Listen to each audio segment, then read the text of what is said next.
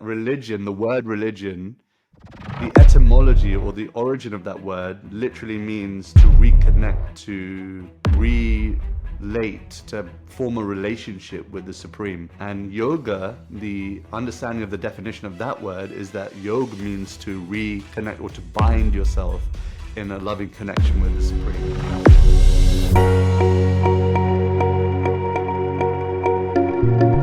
Hello and welcome to the Mind, Body, Spirit Festival podcast. I am your host, Rach Cox, and I am thrilled to be interviewing some of the world's best known experts in spirituality and well-being. Sit back, relax, and enjoy the ride. Hello and welcome, Radhika Das. Thank you so much for coming and having a little chat with me, mate. Honor, privilege. Thank you so much for having me. Quick, succinct response. Like it, mate. Like it. How are you doing today? I'm good. I'm enjoying the time away from traveling, to be honest. Been a lot of travel in the last few months, and the end of January, beginning of Feb has been really relaxing just to be back with my kids, be back with my wife, and strategizing for 2024 and beyond. It's been restful, but also logistically quite, planning wise quite hectic as well. So it's really hectic. The dualities of life. Exactly, yeah. And I've heard you talk about your wife and your kids quite a lot, and I've yet to see that they exist. So oh my I'm God. looking forward. Well, I don't know if this is going to show on video, but there's a picture of my son. Oh, cute! What a great Barnet flair. For those of you who don't speak Cockney, that's hair. Yeah, he won't let anyone touch it. I don't blame him. That is precious commodity right there. I on know, it is. Excellent. Well, now I have photographic evidence, Radhika, darling. I will continue with the questioning. Thank you. So for anyone who hasn't already met you or heard about you, would you explain what it is that you offer us in the world? Oh, a bit of a karaoke singer, aren't I? No, I'm someone that loves chanting mantra and loves spreading that love and sound vibration far and wide, because I'm of the belief, and I have a little bit of faith, that this process can bring about the rise in divine consciousness, in the awareness that we're spiritual beings in our essence. We're not material beings, we're spiritual beings. And it's so simple, this process, that you just sit or dance or stand or lie down and chant a few, sacred syllables, and before you know it, you're floating on cloud nine in the mind, in the heart. And so, Kirtan means to glorify divinity, and as a byproduct of glorifying that supreme consciousness, we are receiving happiness, we're receiving alleviation from pain, we're able to recognize that we're spiritual beings having a material experience, not material beings in our essence. So that's what I do. Yeah. All kinds of hocus pocus and magic. And like you say, I love that you always bring the karaoke thing into it as well, because it is singing, and I like that you do make it accessible, because lots of people, when you say chanting, they immediately place something quite lofty or holier than thou or something inaccessible to them, because they don't identify as spiritual or Hindu or Krishnas. So your vibe is totally inclusive, which is why we vibe, because otherwise that would be impossible. I think that the aspect of it being a yoga practice is something that people aren't aware of as well. So people usually think of asana, just the physical practice. But would you talk about this perhaps in the sense of it becoming a practice of getting to know yourself and connecting? You touched on it a little bit there.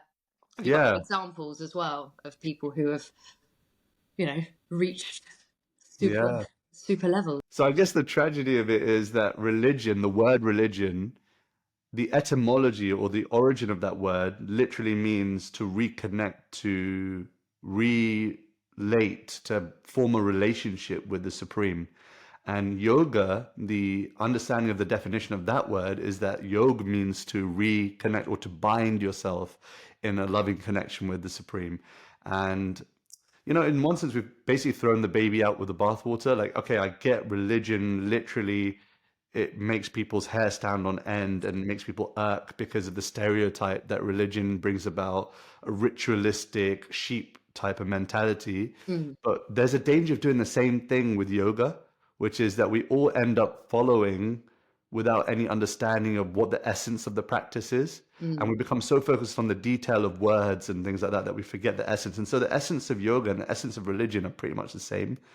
Religion means to reconnect with God. Yoga means to bind yourself with the Supreme. So in the process of trying to bind yourself to that Supreme, or just be in a friendship relationship with divinity, I think we take God and the concepts of the Supreme as being so untouchable, and we can't even have a joke about it anymore. It's like almost too serious to even talk about. In friendship circles, we get labeled as the Debbie Downer if we start talking about spirituality and God and all that. But I think that the new age of yoga practitioners, of kirtan artists, for example, as well, are trying to break down the barriers and not throw the baby out with the bathwater, not throw God out with religion, not throw divinity out with yoga. Yeah.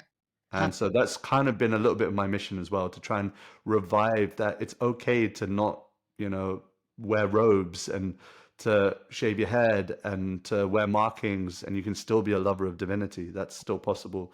You can do it in suit and tie. I know that sounds super controversial, but yeah, even you listening in suit and tie, you listening in yoga pants from, I don't know, what's a famous yoga brand? Lululemon. Lululemon, there you go. Lululemon yoga pants. Even you, even me in my tracksuit and my pajama top can still, reach and access that love of divinity and love for one another. Am I sounding too woo-woo? Am I a bit No, too you're well off perfect, now? mate. You're Right. completely perfect. I love that you need me to gauge that. Like, I'm Yeah, the for litmus sure. test, mate. I'm literally as cosmic as they get, crossed with a chav. So I'm not really your benchmark, babes. In the background, what we've got is Jesus and a unicorn. I I think mean, that's everything. Hannah, man, there we are. Oh So my, yeah, so we've I've I got love stuff it. in my background too, no kids, Yeah, but I'm hiding now. I'm not responsible enough to have a child, Yeah, babes. fair enough. Um, I also wanted to. So another thing that some people might think precludes them from popping along to one of your, what I would describe as a divine rave, if I'm Hmm. honest. I have seen transformation firsthand of one of my mates, does not identify as spiritual, doesn't do yoga. He came to Om and Base where you were, and by the end of it, he was crying and dancing and laughing. Wow. And he said, I don't know what just happened to me, Rach. And I went, you're in the cult now, babes. You're one of us. And You by become cult, one I of do that us. as a joke, obviously, because he was really in it. And I wanted to just break that a little bit. And he said, I can't believe how amazing this is. Who is that Mm, geezer? And I was I like, know. that, my friend, is Radhika Das. Honored. Wow. Yeah. Yeah. I mean, it's. I think we have to come to a place of honesty and humility, which for me means that we break down that, this access to something spiritual needs to be holier than thou. Mm, Now we're made of that spirit. We're actually, in our essence, according to the Vedic scriptures, we're made of that spiritual essence. mm, And because of years of impressions and, different cultures, castes and creeds, body types and whatnot, we seem to think that no, only a certain type of looking person can access that. And I think that's what's really drawn me to this practice of kirtan and chanting mantra, is that it's allowed me to literally go into, I've been at HSBC in Canary Wharf, all the way down to, chanting by a riverside with people that are off their face on drugs. So literally anything in between that spectrum, I've seen it, and I've seen yeah. that the power of mantra can help you to access that spiritual consciousness. And so, yeah, that's why I'm convinced. I feel like a preacher man right now, but I'm convinced that this process works. It's working on my life. I feel like I'm more connected as an individual, and it gives me purpose to be able to share that with others. And I think that all of us have to find that. I'm not trying to make everyone a kirtan lover, but I'm hoping that I can open up the practice to people that have never tried anything like that, just to go, let me dip a toe. And if Mm, you like it, it might change your life forever. yeah. Well, I can confirm that that is what you're doing, not what you're trying Oof. to do. You're nailing it, mate. And also, what joy it brought to me and my mates when you came and played. I think the set that was before you was my group of friends who had come out DJ of set. prison. They'd come out of prison, I they're was brown, raving. and you were raving. And then I was like, everybody, we're going to go and sing about God. And it's going to be bloody wonderful. Kumbaya. No. No, it's Yeah, such a yeah, good yeah. mix, and I think that's like we're all on that same vibe of Yeah. inclusion and I mean, being humanizing. being a lover of divinity doesn't mean that you exclude others from their happiness. Mm. And I think that that's a big thing for me. Like, it's okay, cool. You like to rave it up. That's cool. That doesn't mean you can't still be a lover of divinity Yeah. and a lover of spirituality. Like, I don't think they're two mutually exclusive things. Like, you can be who you are as you are, whatever sexual orientation, whatever body type, whatever, class, creed, color, whatever it is. I don't think, in my eyes, and from what I've read of the scriptures in the way I read it, I don't see God judging any of those people. Mm. We judge people as human beings That's right. because we think that, oh yeah, no, we have to all think, and believe this or not, we all basically have our own religion. Like, even if we might consider ourselves as part of this community or that spiritual practice or this spiritual, but even within those communities, each of us has our own idea of what divinity looks like. Mhm. And so for us to go about being holier than thou and say, nah, nah, yours is worse, mine is better. The way I see it, someone who truly loves, spirituality sees others in their love of spirituality. Mm. That's almost a litmus test, that you can tell how spiritual you are by recognizing other spirituality. Yeah, true. It is very true. Or how many Instagram followers you've got. That's also another litmus test for spirituality, in my humble opinion, darling. There's a bit of a messiah complex going on there. Jesus was the original influencer, wasn't he? Ah, there you go. Followers. There you go. Following in the footsteps. Oh dear. How did you get into Kirtan? By the way, I'm such a common little chav that I used to think it was pronounced curtain. Curtain his way, yeah. Yeah, pull yourself together, H. Do you know what I mean? So, how did you get into it, and when? Yeah, by the way, pronunciation, don't worry. You can say it as you like. It's like some say mama, some say mum, some say ma, whatever the name is, the person knows. So, it's Sure. don't worry about pronunciation. But how did I get into it? It's a funny old story. I was looking for a life less ordinary. I was looking for a way out of earning money to then go out and spend it on people that I didn't really care about, and to get into fights that I didn't really, felt were meaningful in my life. And I was very, very anxious and very keen and enthusiastic to find if there was a different path to life than that which 90% of people are living right now. And so I was already looking. I was a seeker, one would call it, like from a young age. Those who knew me when I was even 7 or 10 years old will know that I was already looking for a different way of living. I thought differently to people, but I just kind of went down the sheep route because I was thinking there's no other way. And so at the age of 19, 18, 19, I had already come in contact with chanting, already come in contact with kirtan, but was still living a double life. And I felt like I was with one foot in one boat, one foot in another boat, and both of them going in different directions. And I just couldn't decide which one I wanted to jump into. And it came across, it came to a head at one night where I was standing in the student union at university, sticky floors. Everyone remembers the student union, sticky, icky floors. Yeah, man. And then I remember just looking around, and I saw someone chundering in the corner. I saw another person like necking off with, a potential, and I Are just you felt really, a man? I Necking just felt, off? You're I like just, a I Victorian just, woman. But carry on, darling. I mean, I don't know what kids say nowadays. I don't know what the Getting lingo off. is. Yeah, but I just felt really like turned off and disgusted by the whole scene, and I just told my missus. Well, at that time she was my girlfriend. I told her, look, I just need to go back to our flat, and I don't want to be here. So I sat on the edge of the bed that night. Here we go, head in hands. She comes up to me and she says, what's going on? I said, I can't do this anymore. You're breaking up with me. No, no, no, no, no, nothing like that. I just don't want to live this life anymore. So what do you want to do? She said, I think I want to explore my spirituality, and I think I want to share that with others. And it was a kind of crossroad moment in our relationship. And she looked back at me and she said, all right, let's go for it. And so the next day, literally woke up in the morning, went to the library and printed out black and white flyers with the words, what would you do if you had 24 hours to live? That was the topic that had just come to me, because when you're having a bit of a crisis of what am I doing, it felt like a midlife crisis at 18, 19, but I just wasn't sure about what I wanted from my life, but I wanted to share that with others and see if others were interested in that. Maybe I was off my rocker, but I wanted to see whether there were other people that were like me on campus. So we printed out these flyers. I'm standing there in the cold. I got my gloves and my hat on. She's standing next to me, my missus, and she goes, "What do we do now?" And I'm holding these flyers in my hand, and I've never promoted anything. I've never handed anything out. I've never convinced someone to come to something different. It was a new experience. So I closed my eyes and I said, I don't know if there's anyone out there, if there's a divine, whatever. I don't know if there's a Krishna out there. But if you're listening, just give me some strength.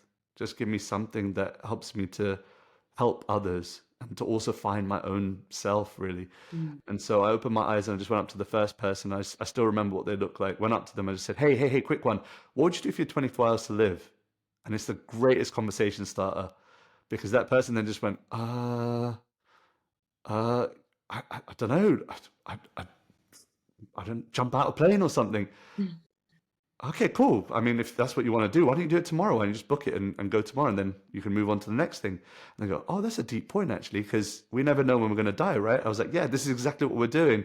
So we're having a conversation about it tomorrow night. Why don't you come along? We're just a bunch of students that are exploring spirituality. I don't know if you're into that kind of thing, but come along tomorrow night, 7 o'clock in the SU. I can't remember the name of the building. And then the next day, we set up 5 chairs in that room. And I was expecting maybe one person to show up. That night, we had 120 people come, 120 students. It was Whoa! nuts. And my wife can attest to it. We've got the photos. I'm not telling porcupines, but we had all these people show up, and I'm bricking it now because I'm like, I have to facilitate a session that I've never done before with all these people. And so we had topics like, what would you do if you had 24 hours to live? It was every week. We had topics like, wouldn't life be simple if apple and blackberry were just fruits? Mm. Karma, what goes around comes around. That Justin Timberlake song was playing at the time. So what goes around comes around. We did Google versus God. Oh, nice We were one. already talking about that at that time before this AI thing popped off. And so I've recognized at that time that, yes, I love talking about spiritual subject matters and in relative and, acceptable and, accessible ways, relevant ways. But what people really loved was the meditation. And so what I did was intertwine all of my ideas and concepts that I've drawn from the Vedic scriptures as part of stories and like little analogies and little tune-ins to the chanting. And that's just basically been my journey. It's a long story that goes on after that, but that was the beginning that kind of then spiraled into me seeing this as something that I can really offer to the world. Mm. Yeah, that's amazing. What an amazing backstory. And you do that Mhm. very well. You intertwine stories and concepts and bring Oh, people thanks. into it in the present moment when you're in there. You're in a good flow, which shows you're in the right place, babes. Yeah, Doesn't hopefully. it? As long as it lasts, I'll keep using it. Yeah, good. Well, I need you, so you definitely Uh, have to keep going. Just personal matters on this podcast as well. oh, wow. Here we go. Whilst we're at it, I've got Yeah. other things. One of my favourite conversations that I've had with you was when we were at on base, and this is something that we share. We love a share of humour as well as humanising and inclusion of spiritual practices.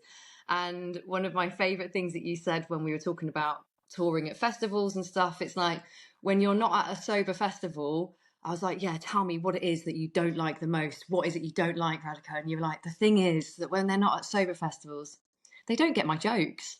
I lost my shit. I was like, that was so funny. I was thinking, oh, he's going to say they don't get the connection to self, they don't get God. No, Yeah, those they get all bloody that. drugs and alcohol, they make them less able to realise how funny this guy is. Yeah, man. My humor just doesn't. It just dives like Doesn't what's land. called bombs. No one understands the nuances, and so yeah, makes me feel very nervous and, Oh, and bless and you. shy in front of yeah. Because I don't get my humor. That's going to stay with me forever, mate. That is locked in. I don't remember saying that, but it's so true. It's very true. I've got a Mm, mind like an elephant. yeah. Um, where can people find you at the moment? You're doing an event with Mind, Body, Spirit, Yeah. Heartland. Is that right? Yeah, Heartland's happening on 23rd of May at Union Chapel. It's the day before the festival, Mind Body Spirit Festival kicks off. So it's kind of like a pre-party, if you want to call it that. I don't Yeah, definitely want to call it that, especially after I've know. seen how people get right off their mash on a bit of Hare Krishna. Let me tell you, it's definitely a party vibe. And that's at Union Chapel, isn't it, in North London? Yeah. Union Chapel, North London. We're doing a bunch of stuff. Like there's everything from major concerts to smaller, more intimate. Like when I say smaller, intimate, I say like 100 people in a room together. Mhm. I consider that nice and intimate Is because that an I om think nom? Omnom on a Friday night, and then there's retreats that go on. I think that what we have to do as people who are spiritually inclined or really inspired by sharing an alternative way of living is try and organize ourselves as effectively as those who love war.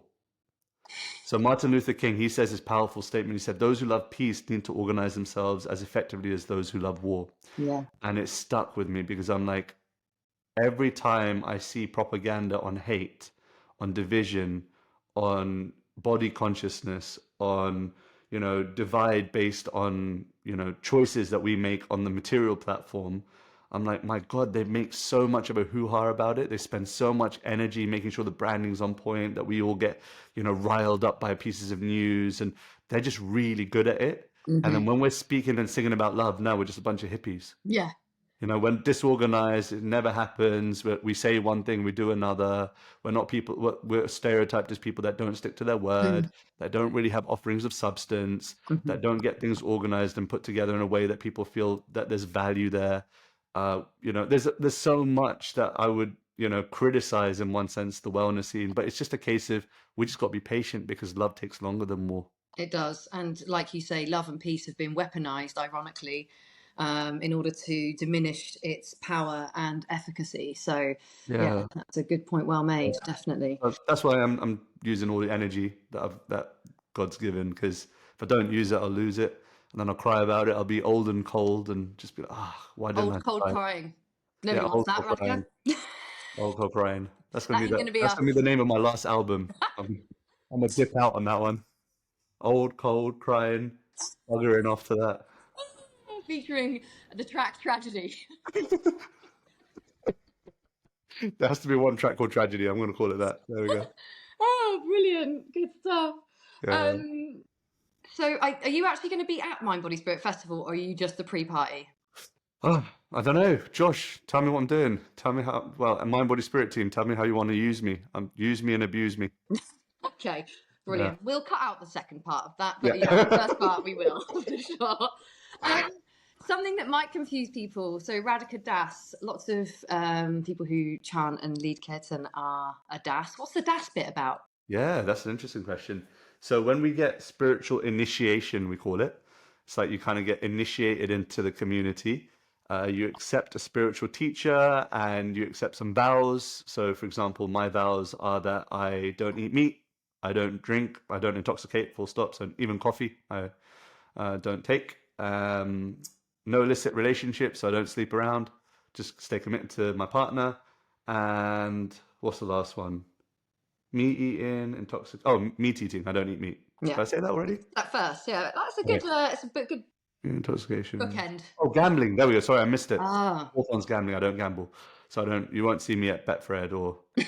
Yeah. well, that's a real shame because I was Yeah. hoping that the next podcast would be in Betfred. Yeah, we could do that. Sure. Just to kind of like symbolize why. Anyway, so I made these vows, I made a commitment, and then you get a name change. So the name is based on a Krishna name. I'm part of the Krishna community, the Hare Krishna community, and so I get a name which is based on Krishna. And so Radhika is the name of Sri Radha, the feminine divine, and Das means one who serves.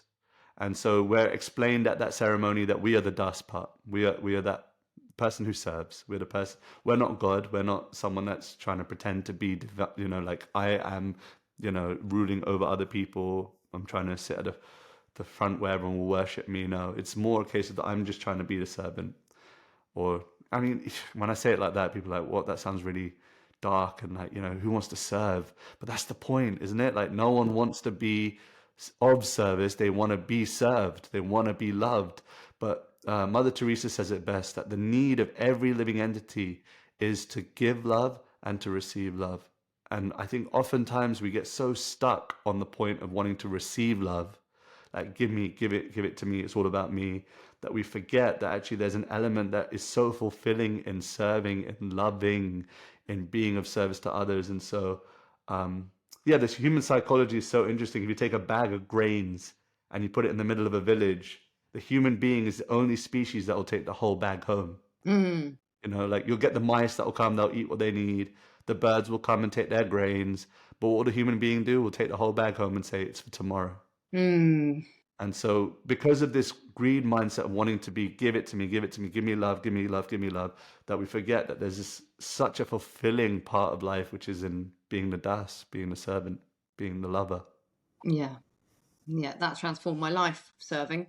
Mm. I It's can see you're doing it so wonderfully. Like I've seen your example. I see what you're doing at On Base. I see what you're doing with MBS. I see what you're doing with your life and your example, and I think it's so commendable. So that's why we're friends.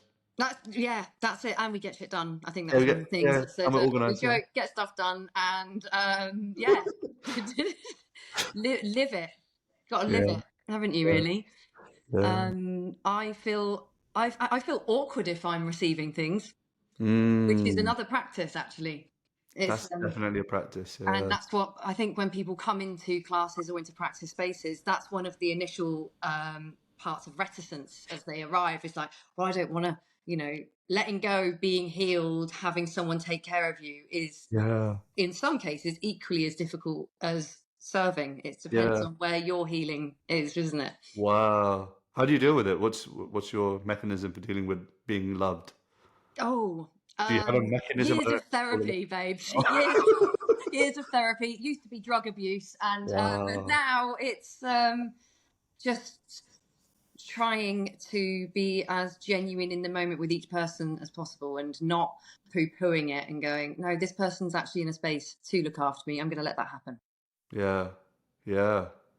So, Yeah, there's an intrinsic, I understand what you're saying, that there's an intrinsic feeling for many people that feel that they're unlovable exactly, and that they feel that they can't accept another person's love. And so by nature, they just become exhausted in trying to love others. Like, let me just love, love, love others. But exactly. recognizing that I'm lovable, yeah, it's a deep point. A deep Yeah. point. So it has, and it's really amazing to witness other people when they first come and receive, and then they're like, oh, this is actually quite nice. Yeah. It's like, yeah, it's well nice, isn't it? Yeah. What have been your experiences? Like, are there any standout moments of people's elation, transformation? Yeah, like what's been the Mm. most amazing experience you've witnessed? I guess Through the chanting or just in life? both. Wow, you're drawing it Let's out start of with me. the chanting. All right. Yeah, I mean, it's a story that shocks me to my core still to this day, but there was a time where my spiritual teacher, he was in Mauritius and he was at a kirtan, bit of a chanting rave. And at the end of which there was a man who was initially standing at the back of the room. He edged his way closer and closer and closer, and it was clear that he was holding onto something inside of his jacket.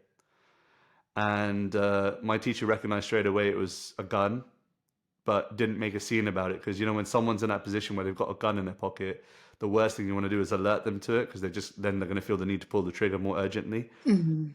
Or so he says. That's what I've been taught. So if I ever meet anyone with a gun, I'm not going to hopefully be alarmed. But Yeah. so he didn't get alarmed in that moment, but he just waited and was patient. And this person came to the front, and he started crying. Tears were coming from his eyes, and he just expressed that this was the night on which he was going to commit his own suicide, that he had the gun in his pocket, that he was going to commit suicide that night, that this was going to be the last night of this life for him. And just seeing the joy and seeing the love and feeling the spirit of a spiritual consciousness available in that kirtan space made that person come to the front and say, I think I'm going to give it another go though. And to Wow. hear that story, to witness and receive that story was big for me because I remember my first kirtan and I remember where I was at mentally, where my missus at that time had broken up with me. I was down in the dumps. I was completely lost and alone. Mm. And being surrounded by, I guess, supreme love, love supreme, let's Mhm. call it. It just elevated my mind and my consciousness and my heart to a point of going, there might be an opportunity in this lifetime to live less ordinary. I think so many of us are feeling that we don't have a way out of our lives, that we're stuck in a cycle, we're stuck in what looks like an unending, revolving, constant loop. And I think what it takes is sometimes is having a practice that's so different to anything we've ever experienced to kind of shake us up a little bit, to give us a loving experience that we've never ever expected, never even think we needed or wanted. And it shakes you to your core. And then you just realize, oh, maybe there's an alternative way of living. Mm-hmm. And so I guess transformation of consciousness, transformation of the self is probably the biggest reason that I stay here today Mm-hmm. in this practice, because I can see it changing my heart, like from that angry, short-tempered, egotistic, well, still somewhat egotistical, still very much egotistical, Welcome to egotistical, humanity. all those qualities that were pent up inside are getting purified. And yeah, I mean, I'll share this last piece on this. There was once a guru and a teacher, I mean, a guru and a disciple. What am I talking about? Guru disciple, right? And the guru tells the disciple, take this bucket, go and fill it up with water down by the river. So the disciple takes the bucket, fills it up, but then realizes that at the bottom of the bucket there are a bunch of holes and the water's pouring out. So he's trying to think, he's like, well, my teacher's told me to fill up the bucket, but there's holes on the bottom. So, okay, look, I'll put my hand on the bottom of the bucket and I'll just run really fast and I'm sure I can hold it together. So he does this, but the bucket's half empty when he gets back to the ashram, back to the school, whatever you want to call it. And the teacher says, what are you doing? I told you to fill up the bucket to the full, like up to the top. Go back and do it. So he goes back, tries again, runs even faster, holds even tighter at the bottom, but still a quarter is missing at the top. And so he keeps going back and forth, back and forth, back and forth, back and forth, back and forth, at the end of which he goes, it's not possible. This just isn't possible. The guru says, look inside the bucket. And he looks inside and it's sparkling clean. And so this process of spiritual awareness, of God awareness, of recognizing that there's a practice of chanting all these names, it may sometimes even feel like this is a bit too weird and whatnot. Or even spirituality, when you come to, I don't know, a group of people who are trying to be spiritual, you think these guys are wackos and often not whatnot. But when you see the process working, when you see like at least all the things coming to the surface and you start recognizing your own ego, you recognize that there's work to be done, that's where life really starts. Otherwise, what it is just making a living. Mm. By getting things, dear friends, we're just making a living. But by loving and serving and purifying ourselves, that's what it means to live a life. Mm-hmm. And so I think that contrast is in one sense so beautiful. And that's what, when you ask me, like, what's been my most shocking, or like, it's the transformation of the own heart. That for me is the biggest miracle. Mm. It is. I'm picking up what you're putting down there, definitely. Yeah. Yeah, it is. When you, especially like you said, you don't even expect it, and you're asking for something, you don't know how it's going to come or what it's going to do to you. Yeah. Yeah. Yeah. And Yeah. then all of a sudden, you've got all this awareness. You don't know what to do with it. Who's your teacher now? But at least you're on a path. You're on a path. On a path, and you find Yeah, people that will, for whatever period of time, serve to be a teacher. And definitely. yeah, it's There was an a person, exciting. you just reminded me of this story. Like, there's this one person who went to prison, and for years and years and years, this person tried to break out. Like, they tried, different means of how to get out of that prison room, but they couldn't find a way. They tried pushing the door really, really hard to try and get out. They tried like sawing the door and like, different means of trying to get out. Right at the end of that person's life, they were on the point of dying, and they're basically given up, but they thought, let me try one last time, one thing I haven't tried. And they opened the jail cell from the inside, and it opened. And I think that our life is so much like that. We try so many things to get out, Yeah. get away, to try and get away from the life that we're living. But actually, what if happiness was an inside job, and all you had to do was open the door from the inside? Exactly. Well, we try and get away from ourselves, not even our life. We can't Straight face up. ourselves. So yeah, that's amazing. What a great visual metaphor that is. Yeah. Thanks Thank for you, man. that. You're bringing it out of me. What can I say? Good. Those I'm dragon glad. earrings. They're drawing it out of me. Oh, goody goody. I'm gonna finish off just with. I think we know where to find you. Is there anything, if people want to listen to your music and find you online, where can they find you? All the standard places, I guess. Spotify, YouTube, and all that. But most of all, just come and chat with me. I think Yeah. there's an experience away from your headphones.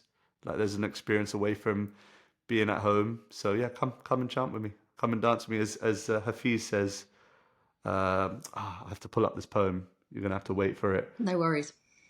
Where is it? I keep it on my browser, like always saved, because it's one of my favorite things. Okay, here we go. Every child has known God, not the God of different names, not the God of do's and don'ts, not the divinity who ever does anything weird, but the God who knows only 4 words and keeps repeating them, saying, "Come dance with me, come dance." That's from Hafiz. So yeah, come dance with me, come chant with me. It's amazing. Yeah, well, people do, don't they? They Yeah. definitely come and dance. Good old Ian up at the Good on front. you. Good old Ian. He can break a move, yeah. Yeah, my favourite. Yeah. So there you go. Okay, my darling. Well, thank you so much for coming on. Thank you. It's been an absolute pleasure, as Thank always. you. No, being with you is always a pleasure. I feel like always in your presence, I feel very open-hearted and I feel very jovial and very positive and hopeful about life. And thank you for bringing that spirit to the world. I think it's so much needed. So thank you so much for your time. Thank you. Thank you so much. Thank you for listening to the Mind, Body, Spirit Festival podcast. We would love to connect with you in real person at one of our epic events. Go to mindbodyspiritfestival.co.uk for tickets and information. I will see you there. Don't forget, you can also follow us on Instagram, MBS Wellbeing, for behind the scenes content, updates and offers. Stay cosmic, you beautiful soul.